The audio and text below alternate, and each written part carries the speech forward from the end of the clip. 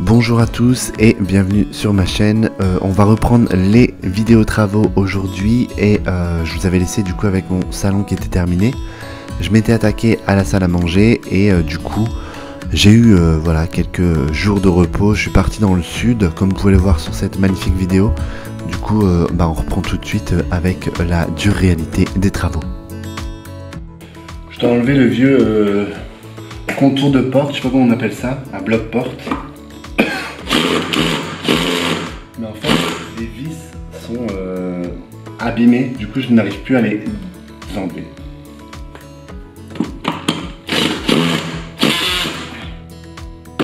Ça ne marche pas. Au grand mot, les grands remèdes.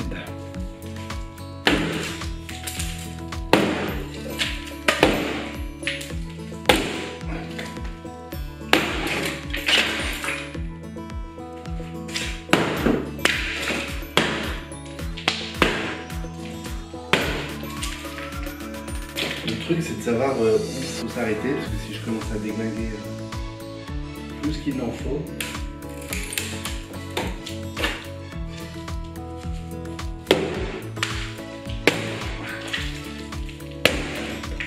putain mais la porte elle est super grande en fait.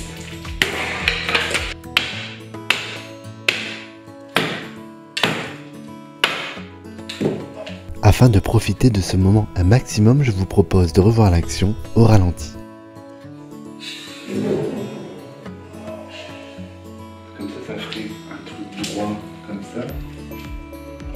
Je peux pas faire. Je ne sais que faire. Dans tous les cas, je pense qu'il faut que j'enlève le cadre, mais je vais devoir péter jusqu'en haut en fait. Je peux pas garder un vieux mur tout pourri, en plus c'est du torchis. Et je peux pas garder un cadre qui est dans cet état. Enfin, un bloc-porte, je sais pas comment on appelle ça. Mais c'est assez moche, assez tout pété quand même. Et là, il y a de l'électricité. Donc je pense, moi j'aimerais bien casser ça pour vraiment ça, il n'y ait pas de retour en fait. Mais le problème c'est que le retour il matche le mur. Ou alors je mets pas de porte. Du coup je vais casser parce que j'ai pas envie de garder quelque chose qui est moche, qui est mal fait.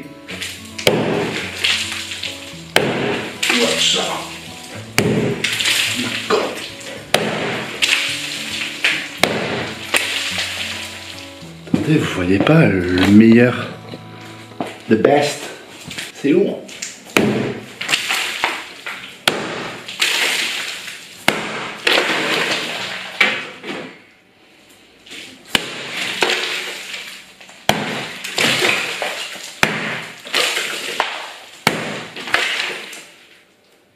C'est porteur.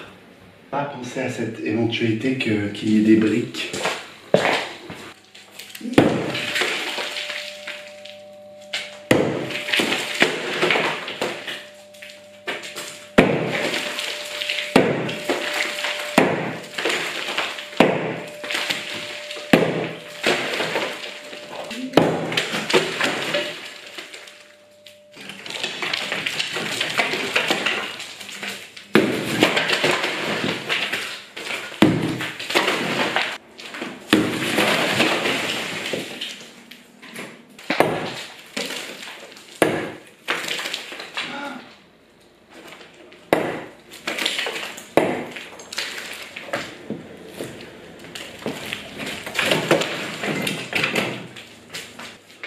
Ça touche pas le plafond. Rassurez-vous, cette maison ne va pas s'effondrer. J'ai fait un bordel. Laisse tomber. Du coup, vous voyez qu'il y a un énorme trou parce qu'en fait c'était du torchis, donc ça n'a pas tenu, c'est tombé. Mais du coup, les briques qui étaient au-dessus de l'encadrement de porte, elles n'étaient pas fixées au plafond. Et je vais vous montrer.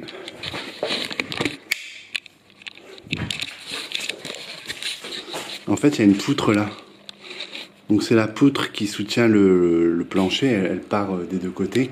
Mais là, c'était creux en fait. Et les briques, elles montaient dans le creux en fait. Donc elles n'étaient pas accrochées au plafond. Du coup, les briques n'étaient pas accrochées au plafond, elles ne tenaient à rien, si ce n'est aux briques du dessous en fait. Donc, bien sûr, je vous conseille pas de faire ça parce que ça aurait pu s'écrouler, j'aurais pu mourir et détruire ma maison. Donc, ne faites pas ça. Voilà. Donc, je vais débarrasser mon bordel et j'arrête pour aujourd'hui parce que sinon, je pense que cette maison ne tiendra pas le coup.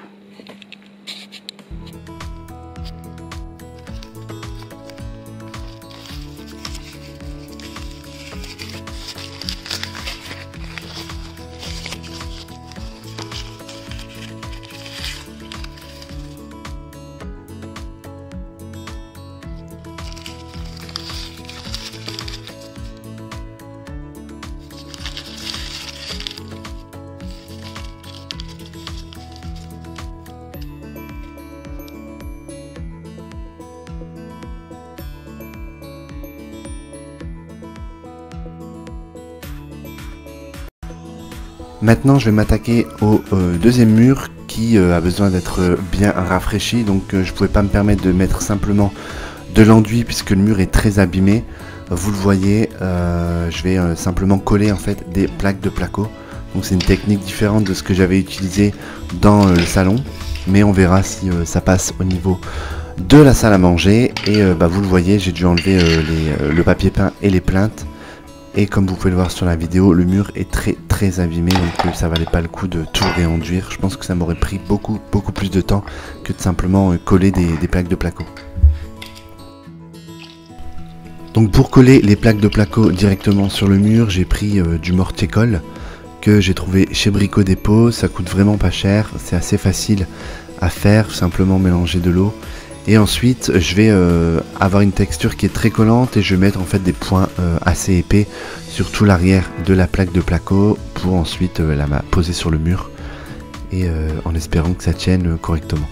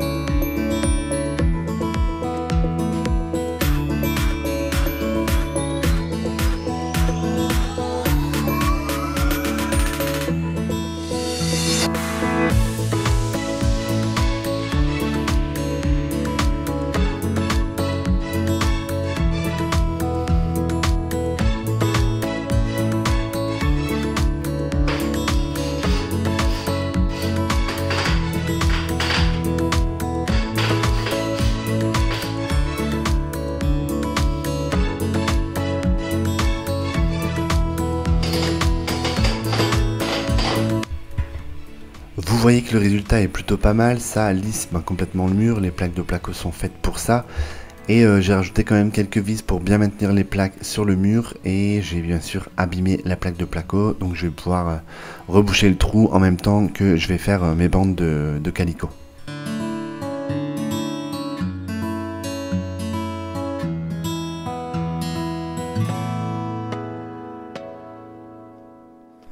J'avais jamais essayé la technique de coller du coup les plaques de placo directement sur le mur, mais en fait c'est juste dingue.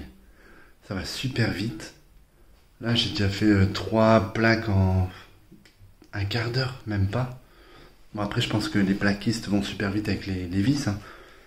Mais franchement c'est top, ça va super vite et surtout ça économise les montants, les rails et pas mal de vis. J'ai quand même mis quelques vis juste pour que ça me tienne pendant que ça sèche.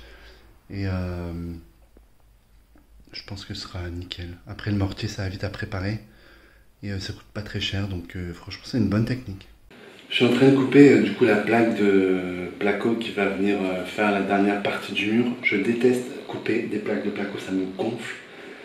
En plus il fait 35 degrés aujourd'hui donc autant vous dire que c'est vraiment l'éclat total.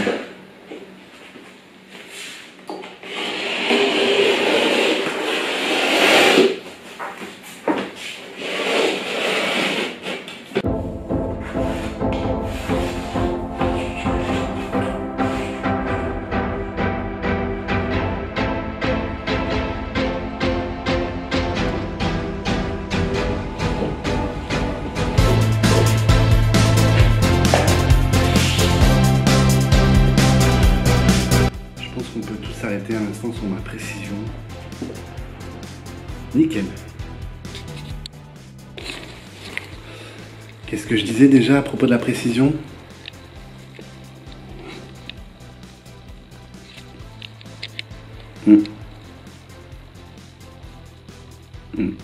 J'ai un problème de transpiration. Je crois que je fais une transpirite aiguë. Je ne sais pas si ça existe, mais... terrible. Du coup, là, j'ai découpé tous mes morceaux de placo. Et je vais les coller du coup avec cette petite mixture que j'ai fait dans un saladier et que je mélange avec une cuillère pour les pâtes. Parce que je n'avais que ça. Et du coup, j'ai une bonne texture bien collante. Donc Mortier Colle que j'ai acheté chez Brico et ça devrait faire l'affaire. Oui, ça va faire l'affaire. Et ensuite je mettrai une ou deux vis si nécessaire pour appuyer contre le mur et que ce soit bien droit, bien calé au niveau des autres plaques.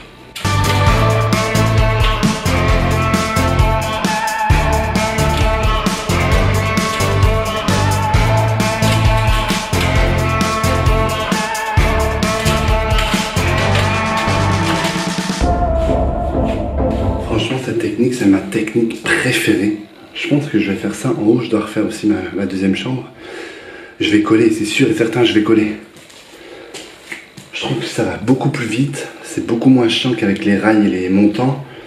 Et ça coûte moins cher du coup. Donc je suis grave content.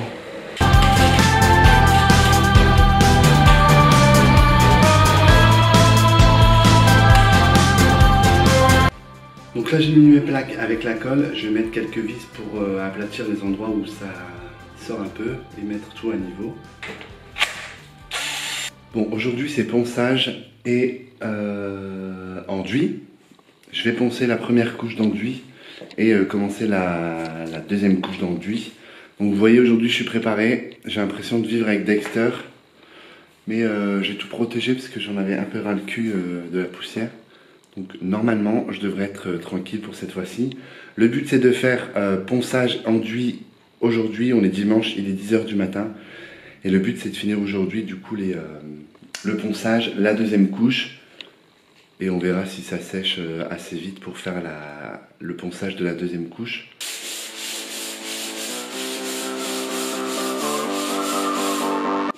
Je vais aller mettre un masque, parce que la dernière fois pareil, j'avais pas mis de masque. J'étais à deux doigts de claquer. Du coup je vais mettre un masque, je vais pas vous filmer tout ça parce que la caméra elle va prendre trop de poussière et en plus c'est pas ce qu'il y a de plus intéressant, du coup on se retrouve peut-être vers 15-16 h quand j'aurai terminé. Je ne sais pas ce qui s'est passé ce dimanche là, mais en tout cas j'ai pas fini ce que je devais faire. J'ai certainement eu de meilleures choses à faire. En tout cas on change de jour, on change de débardeur et on reprend là où on s'était arrêté.